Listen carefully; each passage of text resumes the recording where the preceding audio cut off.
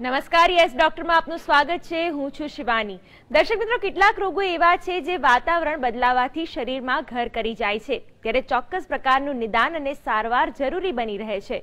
તો આજે viral infection અને ફીવરની સારવાર વિશે વાત કરીશું યસ ડોક્ટરમાં.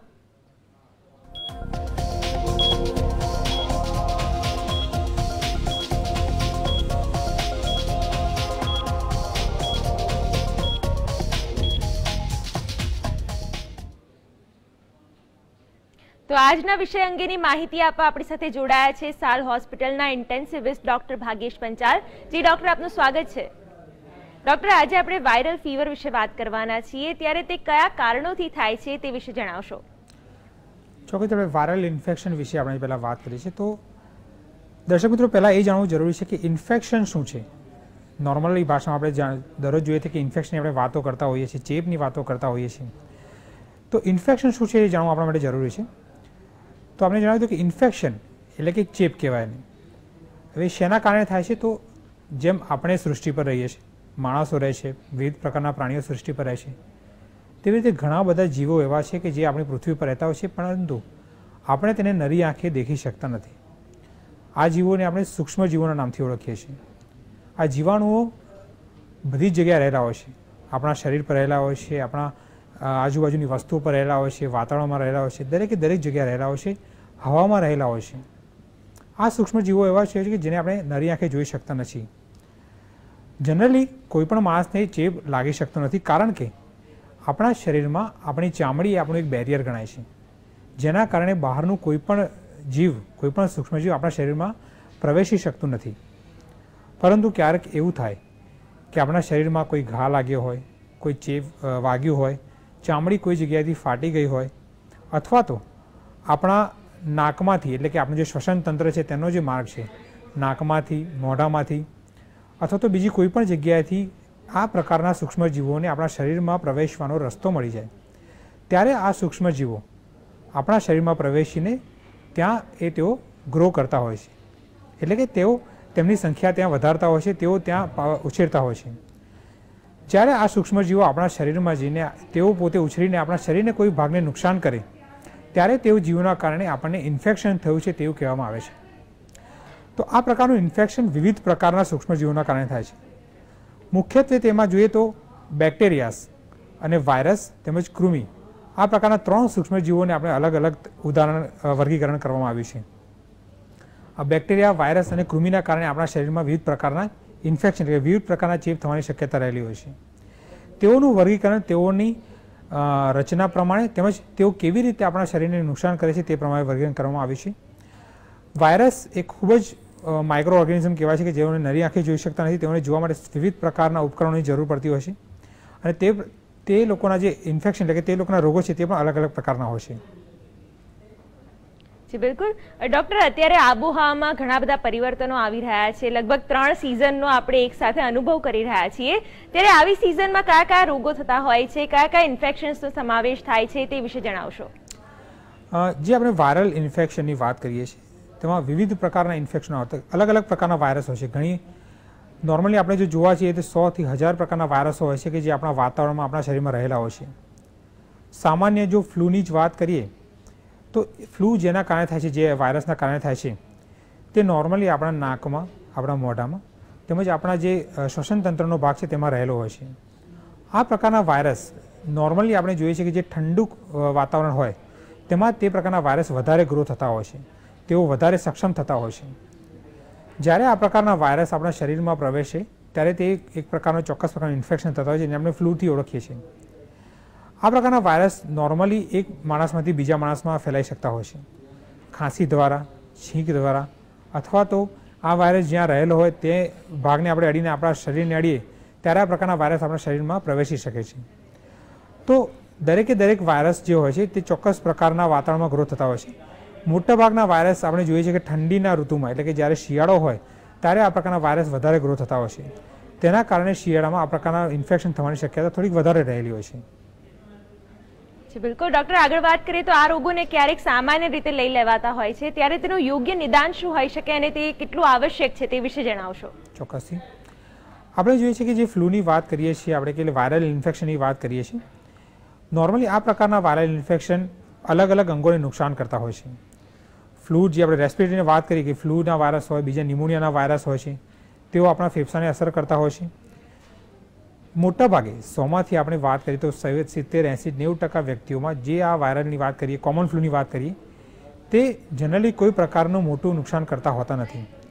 સામાન્ય રીતે આ વાયરસ થવાથી શરદી થાય, ખાંસી આવે, છીંક થાય, તાવ આવે, શરીરમાં અશક્તિ જણાય, નબળાઈ જણાય, ભૂખ ઓછી લાગે, આ પ્રકારના લક્ષણો થતા હોય છે.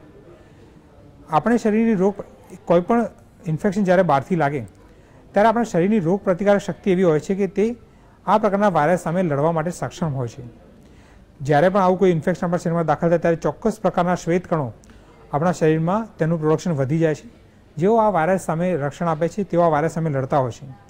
અને જેમ જેમ દિવસ જાય, જેમ જેમ ટાઈમ જાય, તેમ તેમ આ વાયરસનું પ્રમાણ ધીરે ધીરે આપણા શરીરમાંથી ઓછું થઈ જતું હોય છે. અને જનરલી આપણે જોઈએ છીએ તે પ્રમાણે કે 3, 4 કે 5 દિવસ પછી કોઈપણ પ્રકારનું ઇન્ફેક્શન ધીરે ધીરે આપણા શરીરમાંથી જતું રહેતું હોય છે.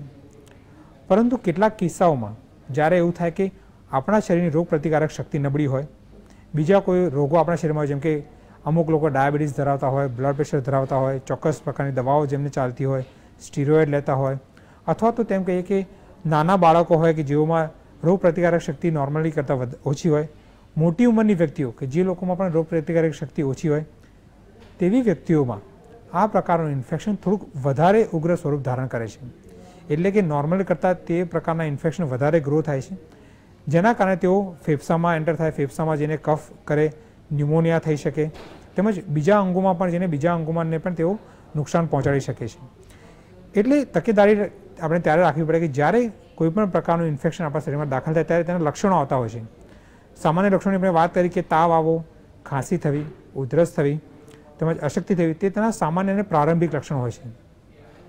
પરંતુ કોઈપણ લક્ષણો જો 2 દિવસ કરતાં 3 દિવસ કરતાં વધારે પ્રમાણમાં દેખાય, તાવ એકવાર આવે અને તાવ જો ઉતરે નહીં, ખાંસી આવે, ગળફા ચાલુ થઈ જાય, અશક્તિમાં વધારો થાય, અથવા તો તાવ દવાઓ લેવા છતાં પણ ઉતરે નહીં, બીજા કોઈ અંગોને નુકસાન થાય, તો આવી કન્ડિશનમાં તકેદારી લેવી જોઈએ.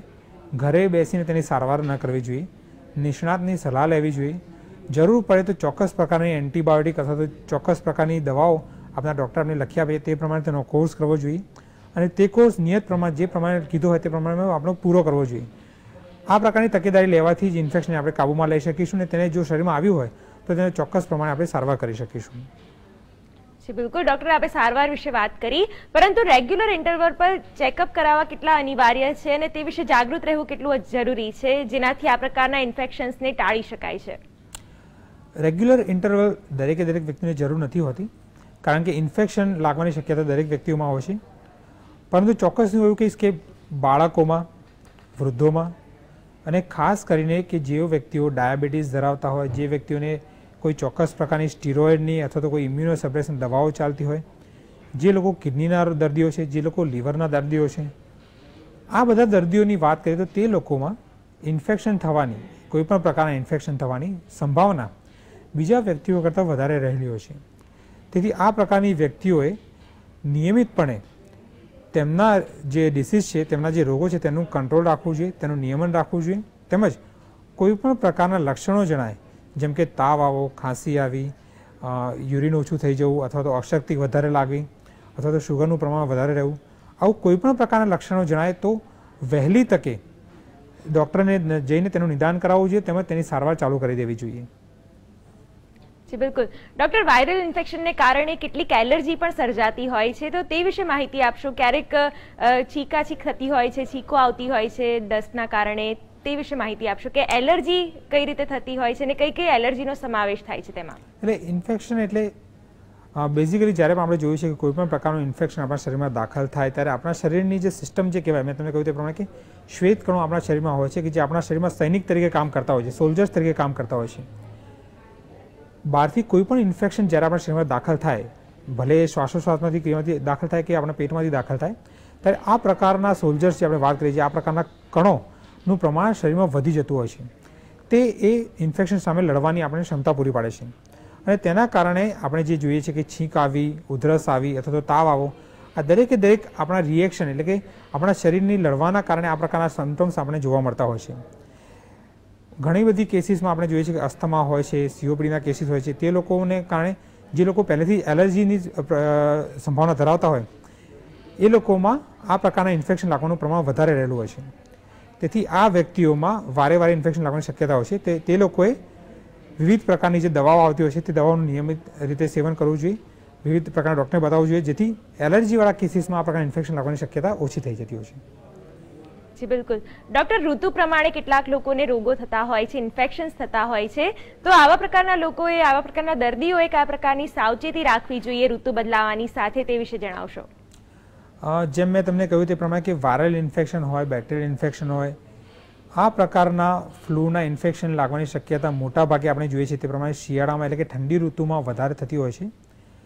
જનરલી દરેક વ્યક્તિઓને તેના માટે સાવચેતી રાખવાની જરૂર હોતી નથી, પરંતુ ખાસ કરીને મેં તમને કહ્યું તે પ્રમાણે કે જે લોકોને પહેલેથી જ અમુક ડિઝીઝ હોય, જેમ કે મેં વાત કરી કે જે લોકોને અસ્થમા હોય, જે લોકો COPD એટલે કે જેમાં ફેફસાનો રોગો થતા હોય, એવી વ્યક્તિઓમાં શિયાળા દરમિયાન આ પ્રકારના ઇન્ફેક્શન લાગવાની સંભાવના નોર્મલ માણસ કરતાં હંમેશા વધી જતી હોય છે. અને તે ઇન્ફેક્શનની સાથે સાથે તેમનો જે બેઝિક ડિઝીઝ જે છે એટલે કે અસ્થમા છે, COPD છે, બીજા જે ફેફસાના રોગો છે, તે રોગોની પણ જે વાત કરીએ એ રોગોનું પણ પ્રમાણ એ શિયાળા દરમિયાન વધી જતું જોવા મળે છે. તો જ્યારે પણ આ પ્રકારની ઋતુની શરૂઆત થાય ત્યારે ચોક્કસથી ફેફસાના રોગોની નિષ્ણાત જે હોય છે તે લોકોની આપણે સલાહ લેવી જોઈએ. તેમની સલાહ અનુસાર આપણા જે ધારો કે દમને રોગ હોય, COPDનો રોગ હોય, તો તેમાં દવામાં શું ફેરફાર કરવાની જરૂર છે તે કરવી જોઈએ. આ પ્રકારના ઇન્ફેક્શનથી લડવા માટે, એલર્જી ન થાય તે માટે અમુક ચોક્કસ દવાઓ છે તે નિષ્ણાતની સલાહ લઈને આપણે ચાલુ કરવી જોઈએ, જેથી આપણે ઇન્ફેક્શનને પહેલેથી અટકાવી શકીએ. અટકાવવા છતાં, આ પ્રકારની દવાઓ લેવા છતાં, નિષ્ણાતની સલાહ લેવા છતાં પણ જો કોઈપણ પ્રકારના આવા લક્ષણો જણાય તો તેમાં રાહ ન જોતા શરૂઆતથી જ ડૉક્ટરની સારવાર લઈને, તેના માટેની એન્ટીબાયોટિક્સ લઈને અથવા તો કોઈપણ પ્રકારની સારવાર લઈને પહેલેથી જ આ પ્રકારના ઇન્ફેક્શનને કાબૂમાં લેવાના પ્રયાસ શરૂ કરી દેવા જોઈએ. કારણ કે મેં તમને કહ્યું તે પ્રમાણે કે કોઈ સામાન્ય માણસમાં ફ્લૂ થાય, કોઈ સામાન્ય માણસમાં ઇન્ફેક્શન થાય અને તેમાં જે પ્રકારના રિએક્શન આવે તેના કરતાં આ પ્રકારના જે દર્દીઓ છે જે લોકોને પહેલેથી જ કોઈ પ્રકારના ફેફસાના રોગો હોય તે લોકોમાં ઇન્ફેક્શન જલ્દીથી પ્રસરવાની સંભાવના વધારે રહેલી હોય છે. આ લોકોમાં જે આપણે વાત કરીએ ફ્લૂ જો કોઈ ઇન્ફેક્શન થાય તો તેઓમાં જલ્દીથી ન્યુમોનિયા થઈ શકવાની શક્યતા હોય છે. તેથી જો શરૂઆતના સમયમાં જ આ પ્રકારની એન્ટીબાયોટિક્સ લેવાથી અથવા તો કોઈ દવાઓ લેવાથી તેને જો પહેલેથી કાબૂમાં લેવામાં આવે તો આગળ જતાં તે ઇન્ફેક્શન વધારે પ્રમાણમાં ફેલાઈ શકવાની શક્યતા ઓછી થઈ જતી હોય છે. ડૉક્ટર ભાગ્યેશ, આગળ આપણે બાળકોમાં વાયરલ ઇન્ફેક્શન વિશે વાત કરી છે, તો બાળકોમાં વાયરલ ઇન્ફેક્શન કયા કયા પ્રકારના થતા હોય છે અને તેની ખાસ સારવાર શું હોય છે તે વિશે જણાવશો. ચોક્કસથી આપણે જાણીએ છીએ તે પ્રમાણે કે ભારતમાં અને દુનિયાના દરેક દેશની આપણે જો વાત કરીએ તો બાળકોમાં આપણે જાણીએ છીએ કે તેઓની ઇમ્યુનિટી એટલે કે જે રોગ પ્રતિકારક શક્તિ હોય તે ઓછી હોય છે. તેથી આ જે એજ છે એટલે કે શરૂઆતથી માંડીને શરૂઆતના 5 વર્ષ, 6 વર્ષ, 10 વર્ષમાં આ પ્રકારની એજમાં બહારથી ઇન્ફેક્શન લાગવાની શક્યતા ખૂબ જ વધારે રહેતી હોય છે. દરેક બાળકોમાં આપણે જોઈએ છીએ કે જે પ્રકારના વાયરલ ઇન્ફેક્શન આપણા રૂટીનલી જોવા મળતા હોય છે ભારતમાં, તેમાં પોલિયોની વાત કરીએ આપણે, મિઝલ્સની વાત કરીએ, રૂબેલા ઇન્ફેક્શનની વાત કરીએ આપણે, ચિકન પોક્સની વાત કરીએ, ઓરી અછબડા છે, આ દરેક રોગો વાયરસના કારણે થતા હોય છે. આ રોગો બાળકોમાં થવાની શક્યતા એટલા માટે વધારે છે કે તેમની ઇમ્યુનિટી ઓછી હોય છે. આપણે જોઈએ છીએ કે આપણા ભારતમાં આ વાયરસના રોગો ન થાય તે માટે ભારત સરકાર દ્વારા એક ચોક્કસ પ્રકારનો ઇમ્યુનાઇઝેશન પ્રોગ્રામ તૈયાર કરવામાં આવે છે, જેના અંતર્ગત દરેક બાળકોને ચોક્કસ સમયના અંતરે અમુક રોગોની રસી આપવી ફરજિયાત છે. કારણ કે આપણે જોઈએ છીએ કે આ પ્રકારના વાયરસની મેં જે વાત કરી, આ પ્રકારના વાયરસ આપણા શરીરમાં, આપણા વાતાવરણમાં અને આપણી આસપાસની જે વસ્તુઓ હોય છે તેમાં જ રહેલા હોય છે. તેથી આ પ્રકારના ઇન્ફેક્શનને તમે આપણા શરીરમાં આવતા રોકી તો શકવાના છો નહીં. ઇન્ફેક્શનને રોકવું એ આપણા હાથમાં નથી હોતું, પરંતુ તેને અટકાવી પહેલેથી શકાય છે ચોક્કસથી. એટલે દરેક બાળકો જે જન્મ લે છે, જે લોકોની ઉંમર નાની છે, તે લોકોને આ પ્રકારના ઇન્ફેક્શન તેમની આસપાસથી, તેમની આસપાસના વ્યક્તિઓથી, આજુબાજુના બાળકોથી તેમજ આજુબાજુની વસ્તુઓથી થવાની સંભાવના દરેકમાં રહેલી હોય છે. એટલે આ ઇન્ફેક્શન જ્યારે એક વખત લાગી જાય ત્યારે પછી તમે તેને રોકી શકતા નહીં, તેમજ તેની સારવાર દરેક ઇન્ફેક્શનમાં થઈ શકતી હોતી નથી. કેમ કે આપણે જાણીએ છીએ કે આપણે અત્યારે જેમ બેક્ટેરિયાનું ઇન્ફેક્શન લાગે તો તેની સામે એન્ટીબાયોટિક આપણા દેશમાં તેમજ દરેક દેશોમાં ઉપલબ્ધ હોય છે, તેની સામે લડવા માટે દવાઓ ઉપલબ્ધ હોય છે. પરંતુ જ્યારે વાયરલનું ઇન્ફેક્શન લાગે ત્યારે દરેક વાયરસ માટેની ચોક્કસ દવાઓ હજી સુધી શોધાઈ નથી. તેથી આ પ્રકારના વાયરલ ઇન્ફેક્શનને રોકવું જ એ આપણી પ્રાથમિકતા છે અને તેને રોકવા માટેની જે આપણે રસ્તો છે તે છે આપણું રસીકરણ. તેથી ભારત સરકારે ચોક્કસ પ્રકારનો રસીકરણ પ્રોગ્રામ તૈયાર કર્યો છે, જેની અંદર આપણે જાણીએ છીએ તે પ્રમાણે પોલિયોની રસી આપવામાં આવે છે, મિઝલ્સની રસી આપવામાં આવે છે, MMR એટલે કે મમ્સ, મિઝલ અને રૂબેલાની રસી આપવામાં આવે છે. અત્યારે હિપેટાઇટિસ એટલે કે કમળાની રસી પણ અત્યારે ઉપલબ્ધ કરવામાં આવી છે. એટલે બાળકોમાં જો આપણે આ પ્રકારના ઇન્ફેક્શન ન જ થાય, એટલે કે આપણે ઇન્ફેક્શન થવાની શક્યતા પહેલેથી આપણે નિવારવી હોય તો આ પ્રકારની જે રસી છે, આ પ્રકારની જે વેક્સિન છે તેનો ઉપયોગ દરેકે કરવો જોઈએ.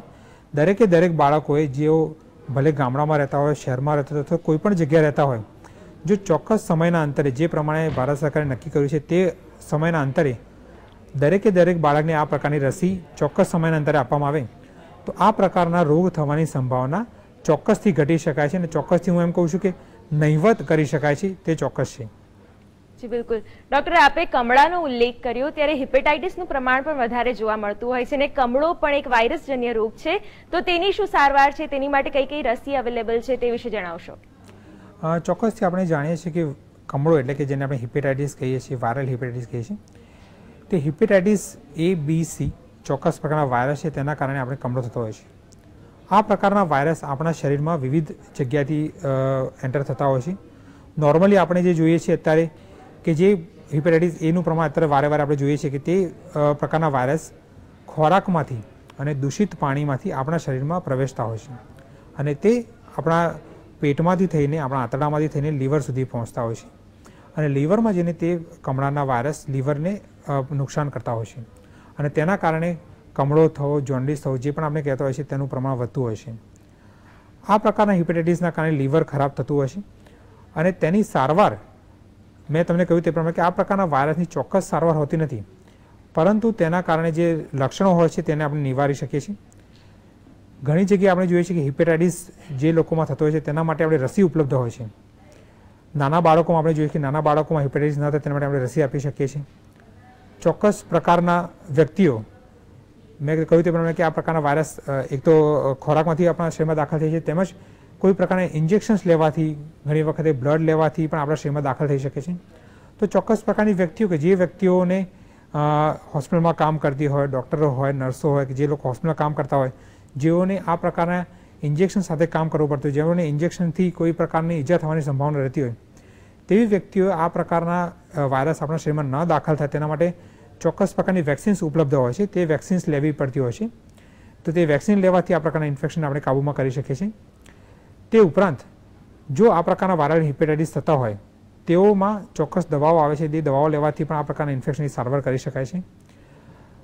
ઘણી વખત એવું થાય કે આ પ્રકારના હિપેટાઇટિસની જો પ્રમાણ આપણા લીવરમાં વધારે અમુક હદ કરતાં જ્યારે વધારે થઈ જાય ત્યારે તેનામાં આપણે સપોર્ટિવ ટ્રીટમેન્ટ આપણે આપી શકીએ છીએ. તેના માટે ચોક્કસ પ્રકારના એન્ટીવાયરલ ઇન્જેક્શન આવતા હોય છે, તે આપણે આપી શકતા હોય છે. જી બિલકુલ. ડૉક્ટર, વાયરલ ઇન્ફેક્શન કયા અંગોમાં થઈ શકે છે તે વિશે જણાવશો. નોર્મલી આપણે જોયું તે પ્રમાણે કે મોટાભાગના વાયરલ ઇન્ફેક્શન જે આપણે જોતા હોઈએ છીએ તે આપણા શ્વસન તંત્રમાં ઇફેક્ટ કરતા હોઈએ છીએ, એટલે કે આપણા નાકમાં, ગળામાં તેમજ ફેફસામાં ઇફેક્ટ કરતા હોય છે, જેના કારણે ફ્લૂ થવો, ન્યુમોનિયા થવું તે પ્રકારના રોગો થતા હોય છે. બીજા આપણે વાયરસની વાત કરી કે હિપેટાઇટિસના વાયરસની વાત કરી, તેઓ ચોક્કસથી લીવરને અસર કરતા હોય છે. અમુક વાયરલ ઇન્ફેક્શનના કારણે આપણા આંતરડાને અસર કરતા હોય છે, જેના કારણે ઝાડા ઉલટી થવા તેમજ આંતરડાનું ઇન્ફેક્શન થવું તે પ્રકારના લક્ષણો જોવા મળતા હોય છે. કેટલાક વાયરસ હોય છે કે જેના કારણે તેઓ આપણા શ્વસન તંત્રમાંથી આપણા મગજ પર પહોંચતા હોય છે, જેના કારણે મગજના જે કોષો હોય છે તેને નુકસાન કરતા હોય છે, જેને આપણે સામાન્ય ભાષામાં મેનેન્જાઇટિસ અથવા તો એન્કેફેલાઇટિસ કહેતા હોય છે. આ પ્રકારના વાયરસ જો મગજમાં જાય તો મગજને નુકસાન કરતા હોય છે, જેના કારણે ખેંચ આવવી, તાવ આવવો, પેરાલિસિસ થવું આ પ્રકારના રોગો થતા હોય છે. તો નોર્મલી જે આપણે ઇન્ફેક્શન અત્યારે રૂટીનલી જોતા હોઈએ છીએ તેઓ શ્વસન તંત્ર, લીવર, આંતરડા તેમજ મગજને અસર કરતા હોય છે.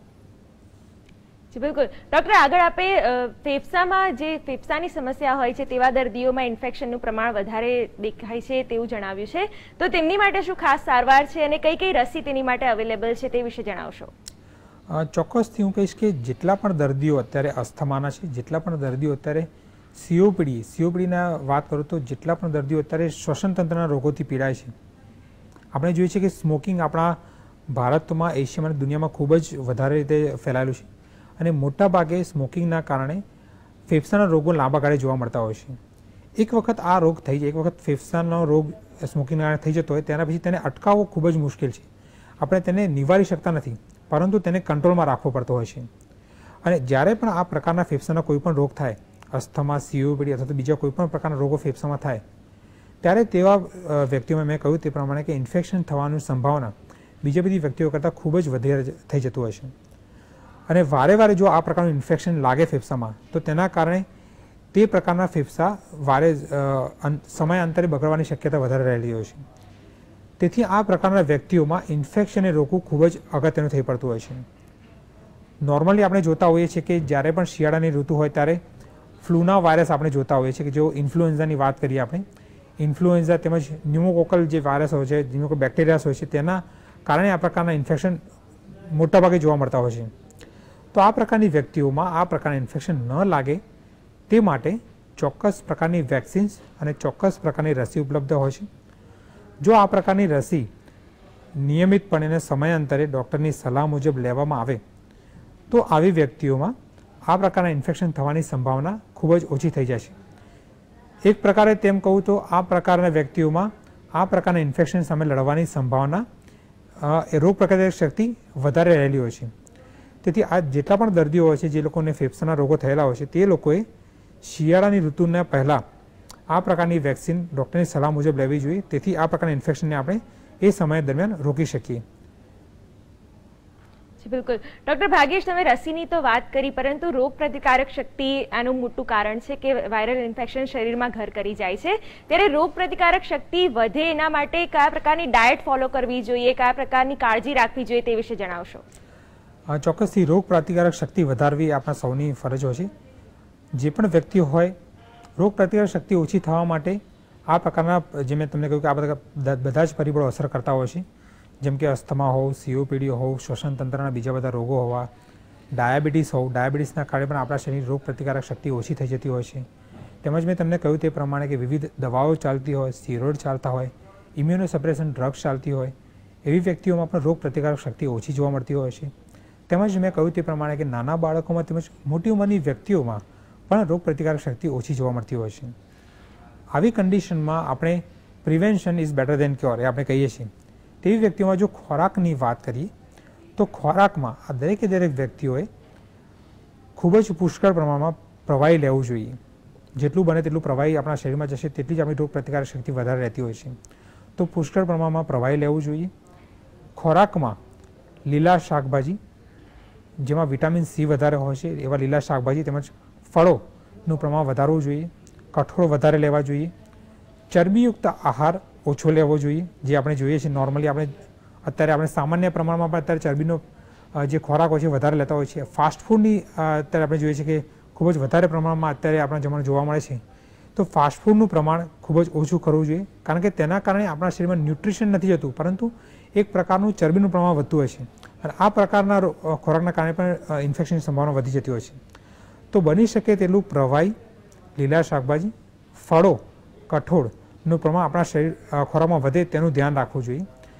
તેમજ સાથે સાથે હું ખાસ કહીશ કે ડાયાબિટીસના જેટલા પણ વ્યક્તિઓ છે, કિડનીના રોગના જેટલા પણ વ્યક્તિઓ છે, તે લોકોના દરેકે દરેક વ્યક્તિઓમાં શુગરનું લેવલ એટલે કે ડાયાબિટીસનું જે પ્રમાણ છે ચોક્કસથી ખૂબ જ નિયત રાખવું પડે. ડાયાબિટીસનું જો નિયમન આપણે જો ચેક ન કરાવતા હોય તો ચોક્કસથી હું કહીશ કે બની શકે તેટલું નિયમિત સમયે આપણા ડાયાબિટીસના ડૉક્ટરની સલાહ લઈને આપણા શુગરને કંટ્રોલમાં રાખવો જોઈએ. કારણ કે આપણે જોવા મળ્યું છે કે મોટાભાગના ડાયાબિટીસના દર્દીઓમાં જે લોકોનું ડાયાબિટીસ વધારે પ્રમાણમાં ફ્લક્ચ્યુએટિંગ રહેતું હોય, જે લોકોમાં શુગરનું પ્રમાણ બહુ જ પ્રમાણે વધારે અથવા તો ઓછું રહેતું હોય, તેઓમાં પણ ઇન્ફેક્શનની શક્યતા બીજા વ્યક્તિઓ કરતાં વધારે રહેલી હોય છે. તેથી ડાયાબિટીસના દર્દીઓએ ખાસ કરીને ચોક્કસથી દર 15 દિવસે, દર મહિને અથવા દર 3 મહિને જે પ્રમાણે ડૉક્ટર સલાહ આપે તે પ્રમાણે નિયમિત ચેકઅપ કરાવતા રહેવું જોઈએ અને તેમનું શુગરનું પ્રમાણ બની શકે તેટલું નોર્મલ રાખવાનો પ્રયાસ કરવો જોઈએ, જેથી કરીને આ પ્રકારના દર્દીઓમાં પણ ઇન્ફેક્શનનું પ્રમાણ ન લાગે. જી બિલકુલ ડોક્ટર ભાગેશ, આગળ આપને પૂછવા માંગીશ કે ક્યારેક વાયરલ ઇન્ફેક્શન્સ થતા હોય છે ત્યારે ઘરઘરાવ ઉપચાર કરીને તેના પ્રત્યે ગંભીરતા નથી વર્તવામાં આવતી, તો કેટલું ગંભીર સ્વરૂપ આ લઈ શકે છે અને તેના વિશેની જાગૃતિ કેટલી અનિવાર્ય છે તે વિશે દર્શક મિત્રોને સમજ આપશો. ચોક્કસથી દર્શક મિત્રો, આપણે જોઈએ છીએ કે કોઈ પણ રોગ આપણા શરીરમાં દાખલ થાય ત્યારે એ રોગ આપણા શરીર આપણને કહેતું હોય છે કે કોઈ રોગ આપણા શરીરમાં દાખલ થયો છે. તેના કોઈક ને કોઈક લક્ષણો આપણા શરીરમાં દેખાતા હોય છે. જેમ કે વાત કરી કે જો શ્વસન તંત્રમાં કોઈ પ્રકારનું ઇન્ફેક્શન ગયું હોય તો છીંક આવી, ઉધરસ આવી, તાવ આવવો અથવા તો શરીરમાં અશક્તિ ફેલાવી, આ પ્રકારના લક્ષણો જોવા મળતા હોય છે. જેમ કે પેટમાં કોઈ ઇન્ફેક્શન ગયું હોય તો ઉલટી થવી, ઉબકા થવા, પેટમાં દુખાવો થવો અથવા તો ભૂખ ન લાગવી, આ પ્રકારના લક્ષણો જોવા મળતા હોય છે. કોઈ પણ ઘણી વખતે આપણે જોવા મળે છે કોઈ પણ આવું ઇન્ફેક્શન હોય, નોર્મલી આપણું શરીરની જો રોગ પ્રતિકારક શક્તિ સારી હોય તો આ પ્રકારનું ઇન્ફેક્શન સામે લડવાની આપણા શરીરની તાકાતના કારણે એ ઇન્ફેક્શન ધીરે ધીરે જતું રહેતું હોય છે. પરંતુ અમુક કિસ્સામાં એવું થાય કે જ્યારે આ ઇન્ફેક્શન આપણા શરીરની રોગ પ્રતિકારક શક્તિ કરતાં પણ વધારે પ્રમાણમાં તાકાતવાર હોય ત્યારે આ પ્રકારનું ઇન્ફેક્શન આપણા ચોક્કસ અંગોને વધારે પ્રમાણમાં નુકસાન કરી શકે છે. જો ઇન્ફેક્શન ફેફસામાં લાગ્યું હોય તો ફેફસામાં ન્યુમોનિયા કરી શકે છે, ફેફસાને વધારે પ્રમાણમાં ખરાબ કરી શકે છે, બ્રોન્કાઇટિસ કરી શકે છે. જો એ ઇન્ફેક્શન લીવરમાં લાગ્યું હોય તો લીવરને પણ ખરાબ કરી શકે, લીવરને ડેમેજ કરી શકે છે, જેના કારણે કમળો થઈ શકે, લીવર વધારે ડેમેજ થઈ શકે. જો ઇન્ફેક્શન મગજમાં ગયું હોય તો મગજના કોષને પણ નુકસાન કરી શકે છે. તો આવી કોઈ પણ કન્ડિશનમાં જ્યારે આપણને લાગે કે અમુક પ્રકારના લક્ષણો અમુક હદ કરતાં વધારે પ્રમાણમાં જઈ રહ્યા છે, જેમ કે તાવ આવતો હોય પરંતુ તે તાવ એક દિવસ કરતાં 2 દિવસ કરતાં વધારે પ્રમાણમાં તાવ થાય, દવાઓ લેવા છતાં તાવમાં સુધાર ન થાય, અથવા તો સામાન્ય પ્રમાણમાં ખાંસી આવતી હોય તો ખાંસીનું પ્રમાણ ધીરે ધીરે વધતું જતું હોય. પહેલાં જો સામાન્ય ખાંસી આવતી હોય પરંતુ તેમાં ધીરે ધીરે ગળફાનું પ્રમાણ વધતું રહેતું હોય, શ્વાસ લેવામાં તકલીફ વધતી જતી હોય, અથવા તો જે ઉલટી ઉપરની વાત કરી ઉલટી ઉપર ધીરે ધીરે વધતા જતા હોય, તો કોઈપણ પ્રકારના લક્ષણો જે આપણને જેના કે નિયત પ્રમાણ કરતાં વધારે પ્રમાણમાં લક્ષણો જોવા મળી રહ્યા છે તો આવી કન્ડિશનમાં રાહ ન જોવી જોઈએ અને જેટલું બને તેટલું જલ્દી ડોક્ટરની સલાહ લઈને તે પ્રમાણે સારવાર કરવી જોઈએ. જી બિલકુલ ડોક્ટર ભાગેશ, આપ અમારી સાથે જોડાયા, અમારા દર્શક મિત્રોને માહિતી અને માર્ગદર્શન આપ્યું તે બદલ આપનો ખૂબ ખૂબ આભાર. તો આ સાથે જીએસ ડોક્ટરમાં હાલ બસ આટલું જ. આપ જોતા રહો GS TV. નમસ્કાર.